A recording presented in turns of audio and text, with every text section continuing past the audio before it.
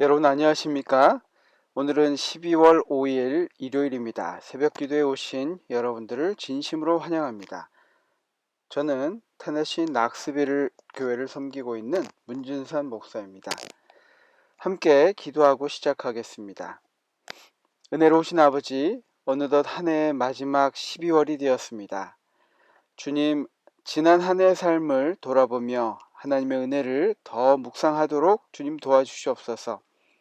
오늘 이 시간 하나님의 말씀을 다시 한번 마음에 새기고 하나님의 자녀됨의 기쁨을 가지고 살아가도록 도와주시옵소서.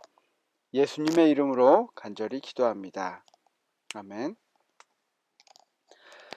여러분 안녕하십니까? 오늘은 11과 첫째 날입니다. 일요일. 어제의 기억절 함께 보고 우리 성경 연구를 시작하겠습니다. 신명기 10장 15절 말씀인데요. 여호와께서 오직 내 조상들을 기뻐하시고 그들을 사랑하사 그들의 후손인 너희를 만민 중에 택하셨음이 오늘과 같으니라. 오늘 우리 주제를 우리가 살펴보면 아시겠지만 이 제목과 같습니다. 제목은 11과 제목은 구약 속의 신명기인데요. 제목에서 알 수 있듯이 성경에서 신명기를 인용한 내용들을 중심으로 한 주 동안 공부를 하게 됩니다. 일요일 주제 연구 범위는 열왕기 하 22장의 내용이고 우리가 아주 잘 알고 있는 요시야 왕에 대한 이야기입니다. 구약 성경에 또 신약 성경에 보면 성경의 다른 부분을 인용하여 특별히 구약에 있는 다른 내용들을 인용하여서 성경을 기록한 장면들이 많이 나옵니다. 그러한 것처럼 하나님께서 우리에게 주신 말씀이 우리에게 정말 진리고 또 변치 않는 하나의 말씀이 있다고 할 때 그 말씀들을 거듭거듭 선지자들과 여러 인물들을 통해서 우리에게 말씀해 주시는 것을 우리가 볼 수 있습니다. 첫째 날 요시야 왕 이야기를 한번 보겠습니다. 요시야 왕은 그의 할아버지는 므낫세이고 아버지는 아몬입니다. 모두 악한 왕이었죠. 요시야는 아몬이 죽임을 당하자 백성들에 의해서 8살의 나이로 왕위에 올랐습니다. 하지만 그는 할아버지와 아버지와 다르게 하나님의 눈에 드는 옳은 일을 하였고 자기 조상 다윗의 길을 행하였다고 성경은 이야기하고 있습니다. 그는 어린 몸으로 하나님을 찾아 산당과 아세라 목상, 조각 신상, 주조 신상들을 치우고 유다와 예루살렘을 정화하기 시작하였습니다. 바알 제단도 무너뜨리고 제단 위 분향단들도 부수었으며 아세라 목상과 조각 신상과 주조 신상들을 부수어 가루로 만들고는 그 가루들을 우상들에게 제물을 바치던 자들의 무덤 위에 뿌렸습니다. 어린 나이에 비하면 굉장히 과감한 개혁을 실시한 것을 볼 수 있습니다. 이렇게 요시야는 전쟁터에서 죽기 전까지 31년간 유다를 통치했는데요. 요시야가 이 왕에 오른 지 18해에 백성들의 역사를 바꾸어 놓았던 그 일이 바로 일어납니다. 그것이 바로 열왕기하 22장에 있는 내용인데요. 우리가 잘 알듯이 성전 정화 작업을 하다가 이곳에서 율법책을 발견하게 됩니다. 이 율법책은 여러 학자들이 동의하듯이 그 이전에 사라졌든지 아니면 분실되었든지 아니면 감추어 두었든지 이 율법책이 발견되어서 그것을 왕 앞에 읽게 되는 사건이 일어납니다. 이 율법책을 모두들 동의하기를 우리가 지금 공부하고 있는 이 신명기라고 이야기를 하고 있습니다. 요시야는 사반이 읽어주는 이 고대 사본에 기록된 권고와 경고를 처음으로 듣고 깊은 감동을 받았습니다. 그는 하나님께서 이스라엘 앞에 생명과 사망과 복과 저주를 그처럼 매우 분명하게 놓아두시고 저희로 세상에서 칭찬을 받고 만방의 축복이 되도록 생명의 길을 택하라고 얼마나 거듭 간청하셨는지를 전에 결코 깨닫지 못하였습니다. 우리가 신명기의 내용을 보면 우리 모두가 알겠지만 하나님께서는 정말 그렇게 하지 않으셔도 되는 우리에게 주시는 그 축복과 간청함이 거듭거듭 성경 전체에, 신명기 전체에 반복되어 있음을 우리가 알 수 있습니다. 그 호소를, 그 하나님의 말씀을 다시 한번 이 책을 통해서 알게 된 요시야는 큰 개혁을 시작하게 된 것입니다. 그 책에는 하나님께서 당신을 전적으로 신뢰하는 자들을 최대한으로 구원하시기를 기뻐하신다는 보증들이 많이 있었습니다.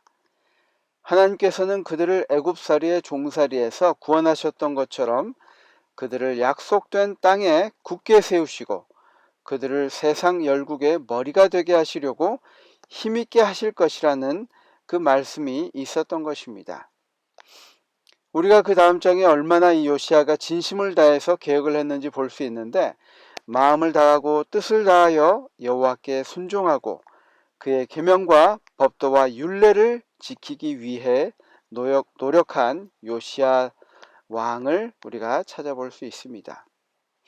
여러분, 죄악 속에서 오랫동안 살아가다 보면 하나님의 사랑이 얼마나 놀라운지, 또 하나님의 사랑, 또 우리의 존재의 이유에 대해서 망각하고 살아갈 수밖에 없습니다. 오랜 세월 동안 잊혀진 율법책을 처음으로 직접 보게 된 요시야 왕은 기록된 율법책의 말씀에 따라 이 나라를 되돌리기 위해 개혁을 진행하였습니다. 하나님께서는 어떻게 이스라엘을 구별하셨습니까?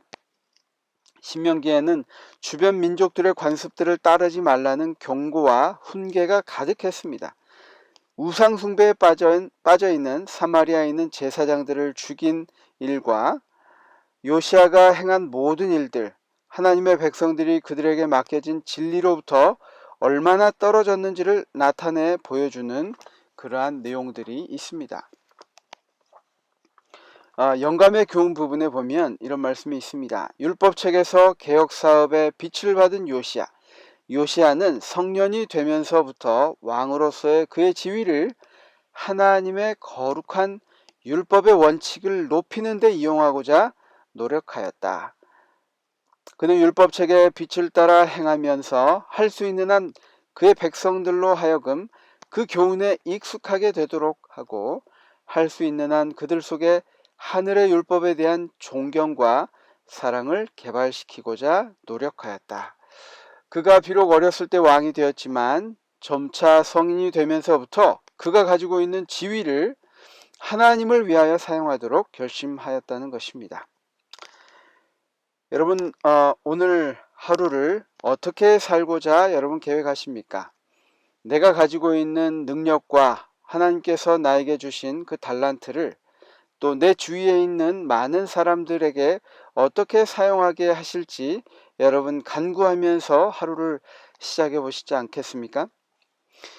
저는 이 오늘 말씀 성경 주제를 보면서 이 말씀이 얼마나 중요한지를 다시 한번 생각하게 되었습니다.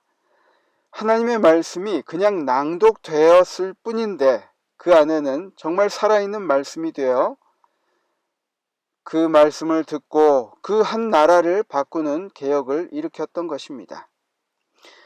그렇게 이 말씀이 삶을 바꾼 한 예가 있는데 이 말씀을 드리고 오늘 시간을 좀 마치도록 하겠습니다. 우리가 잘 알고 있는 찰스 스펄전 목사님에 대한 이야기입니다. 그가 15살의 소년이었을 때 거친 눈보라에도 불구하고 그가 다니던 이 교회 아침 예배에 참석하게 되었습니다. 그런데 그곳은 폭설로 인해서 그가 평소에 예배하던 교회까지 갈 수 없었습니다. 대신 가까이에 있는 작은 감리교회로 가게 되었는데 그 교회는 워낙 규모가 작고 해서 아침 일찍부터 문을 열지 않는 교회였는데 그날따라 교회 관리인은 몇 명이라도 교회에 올 것을 생각하여 교회 문을 일찍 열고 난로에 불을 지펴두었습니다. 한 오전 11시쯤 되었을 때 한 10명 남짓 성도가 교회당에 모였지만 목회자는 여전히 도착하지 않았습니다.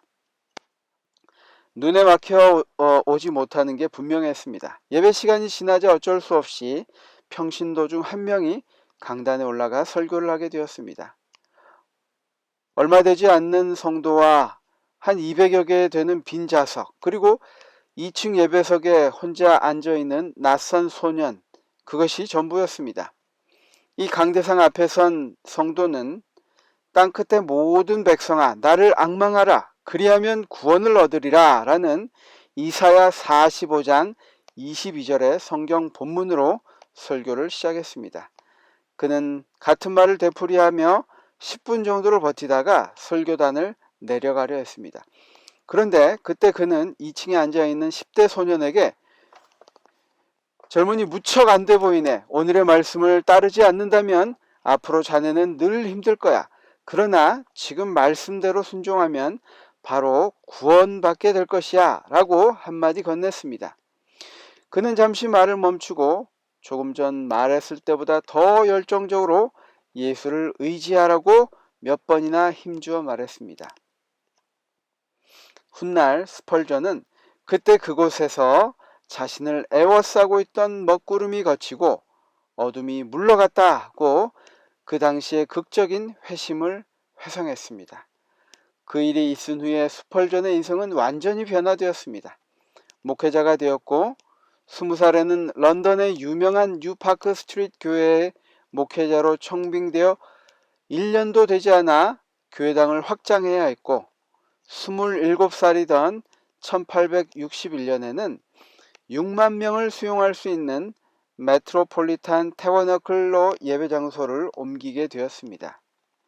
그 이후로 30년 동안 매 주마다 엄청난 인파들에게 하나님의 말씀을 전하는 사람이 되었습니다. 여러분, 이 놀라운 삶의 변화가 바로 말씀, 한마디의 말씀, 그것도 말씀에 익숙하지 않은 한 강사가, 한 평신도가 그 말씀을 읽고 그 말씀이 적용되자 그의 삶에 변화가 일어난 것입니다. 저와 여러분의 삶에도 이러한 일이 있어야 되지 않겠습니까? 여러분, 이 새벽기도 시간 저와 여러분이 함께 하나님의 말씀이 우리 삶 속에 들어와서 생명이 되어서 자라나도록 여러분 간구하시는 아침이 되었으면 좋겠습니다. 우리 다 같이 기도하고 마치겠습니다. 아버지 하나님, 저희를 사랑하셔서 저희를 이 자리에 인도하시고 또 하나님의 말씀을 이른 아침부터 묵상할 수 있도록 도와주시니 감사합니다. 요시아의 이야기, 또 스펄전 목사님의 이야기, 이 이야기를 통하여 하나님의 말씀이 우리의 삶을 바꿀 수 있는 유일한 것임을 우리가 다시 한번 깨닫습니다. 주님, 주님의 말씀이 우리 마음속에 뿌리 내리도록 하시고 그 말씀에 순종하고 따를 수 있는 믿음을 우리에게 허락하여 주시옵소서. 이 모든 말씀 예수님의 이름으로 간절히 기도합니다. 아멘. 여러분 오늘도 승리하시고 또 내일 아침에 뵙겠습니다. 감사합니다.